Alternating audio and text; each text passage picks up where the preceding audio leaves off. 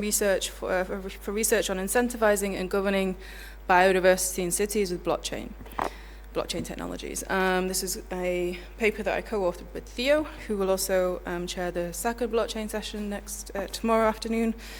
And this is really just the start of what we hope will be a much longer kind of project to look at how we can use blockchain to leverage blockchain for urban biodiversity.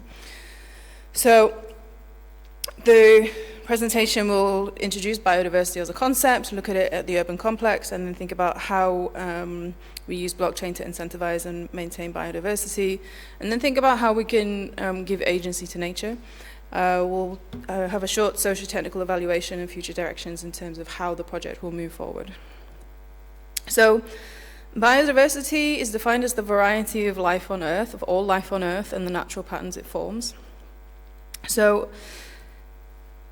it's really crucial to the Earth, the functioning of the Earth's ecosystems, and without it, we're in pretty much dire straits. With biodiversity loss being one of the biggest risks to humanity, to our survival. And it's really over the last kind of 50 to 70 years that we as humans have pretty much done this to ourselves. So we have now this clash between finite resources and an increasing population, so we need to do more to be able to withstand, again, what we're continuing to do. So what we need is a shift between the relationship here. So in terms of the main causes, we can see here that most of these are obviously caused by us, so climate change, exploitation, pollution, and so on. So what does this mean in terms of urban biodiversity? Because what we hear a lot is that within cities, within urban environments, biodiversity is generally very, very low or non-existent. And of course, what we're doing is with the increase in population, we need to expand the urban environment more to be able to withstand the number of people that we have on the planet. And unfortunately, construction is one of the biggest contributors to climate change and therefore the resultant biodiversity loss. We're in this situation as a result of excessive resource use and adaptation of the land that we use. So construction damages natural habitats, jeopardizing the wildlife and plants that are already there. The understanding of biodiversity generally across the sector is pretty poor, and it becomes an afterthought in terms of as urban developments get towards completion rather than something to proactively deal with. And what we want to do with this research is try and bring it a bit more kind of to the fore. An example of kind of why it's so important is that the UK government, for example, introduced a 10% biodiversity net gain requirement from projects within their Environment Act in 2021. So it shows that it's starting to be on the agenda a bit more. Obviously, if we go down the policy route, we could have all sorts of different debates, which we're not going to do in this presentation, but there are clearly moves to at least acknowledge the importance. So in terms of the role of design and planning in construction, we have this idea that we need to take a socio-technical approach to underpin the principles of sustainable development. And one way we can do this is to take a co-design approach. So bringing the end users, the citizens, together with urban planners and designers to co-create something that will be more beneficial. So we have this overlap of citizens, urban planners, designers, and municipalities that really should work together much more than we do today to really create something that we can be proud of and something that will be more beneficial for us as individuals and for the planet and for society and so on. So how can we use blockchain and smart contracts for incentivization and governance of these systems? Well, this slide is really more general in terms of using blockchain for these two things, for incentivization and governance, that we've seen, I think, probably quite a bit in literature so far. So I'm not going to go into too much detail. You can read the paper for that, just in terms of time. But what we can do is start to look at how blockchain has been used to incentivize and govern biodiversity. So this has really taken place more in kind of forestry situations or outside of the urban complex, but at least what it does is it gives us an idea of the things that are happening that we can start to think about how we can apply at the urban complex. So an example is management of unregulated exploitation of indigenous natural habitats. conservation of biodiversity through incentivizing sustainable practices in agriculture and food waste, promotion of sustainable forestry, preservation of natural capital. And there are some industry organizations, as opposed to academic organizations, that are also doing work. So Greener Tokens connects companies to restorative finance that protects the Brazilian rainforest, offering carbon emissions offsetting, ESG project management, environmental consulting, and so on. Another project, for example, is Tree Cycle, which promotes eucalyptus tree planting in Paraguay. Investors receive 40% of the profits at harvest, 10% goes to local charities, and then 50% is reinvested back into planting. And these are built on blockchain to facilitate that that application. I'm going to touch a little bit on agency. So we have this idea of like giving agency to nature.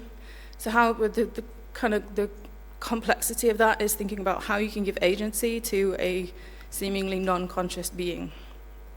So I'm going to tell you a little story about the tree that owns itself. So in Atlanta, Georgia, in the US, there is a tree that is known as the tree that owns itself.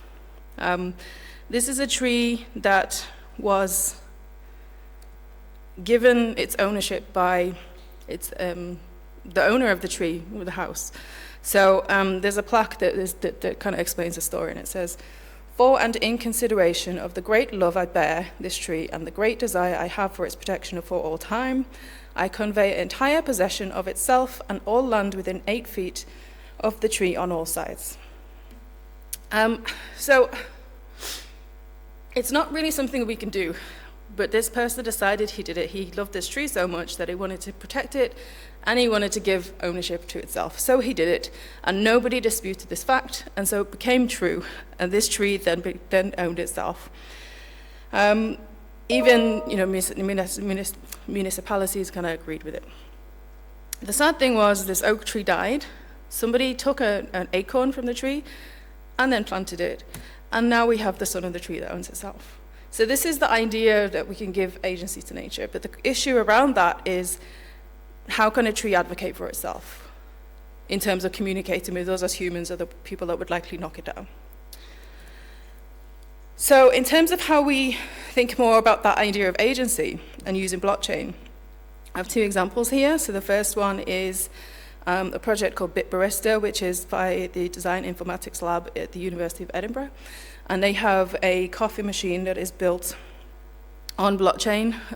Students and staff would pay for coffee with Bitcoin, and the system, there are smart contracts encoded within the system that would order coffee when it needs it, request for cleaning when it needs it, ask questions of the people that use it. What kind of coffee do you prefer?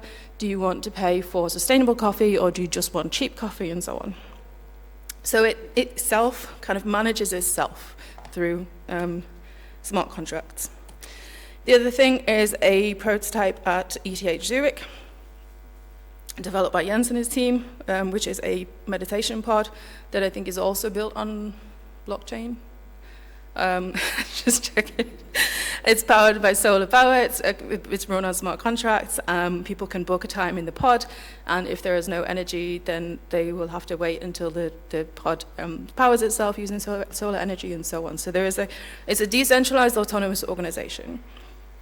So these are applications, or these are ideas that start to get us thinking about how we can start rethinking ownership, how we can give ownership to themselves, and how can we use that then in terms of the realm of biodiversity.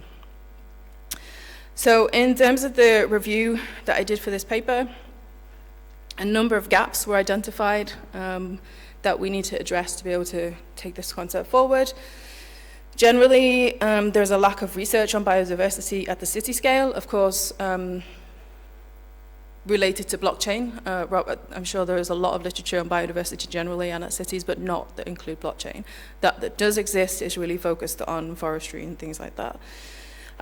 There was really nothing on looking at bio-based materials and bio-based processes and how we can use blockchain to integrate that and think about more circular economy practices. And then we have a number of challenges. So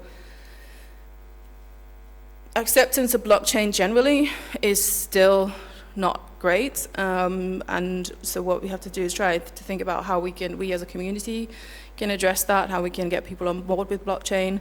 It's not necessarily that we need to sell a blockchain-based application, but it's, what can the application do and how do we sell that to people?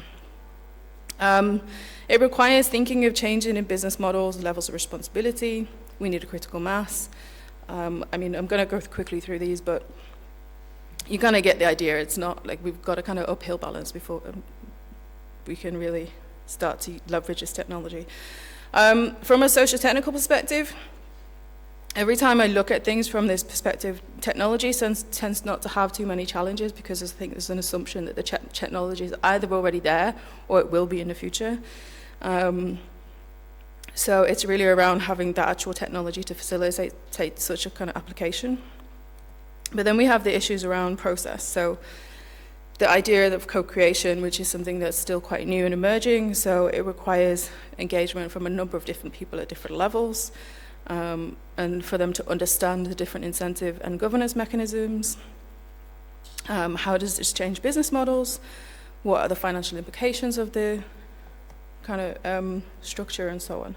From a policy perspective, we would need policymakers to be involved, especially when we're looking at municipality level decisions, regulatory frameworks and so on. And then the key question is whether governance rights can be attributed to nature itself, and if so, how do we do that? So it's more around practicalities. And then some of the societal aspects in terms of, again, lack of understanding of what biodiversity is, what can we ask individuals to do, and how do we incentivize to do them, the things to do that, to increase biodiversity. So it's not just something that the municipalities will decide to do, it's something that we need to decide as a community and take on different roles for each person to be able to do that. Of course, you can look at the slides for more details on this, but that's all I wanted to talk about today, so thank you very much.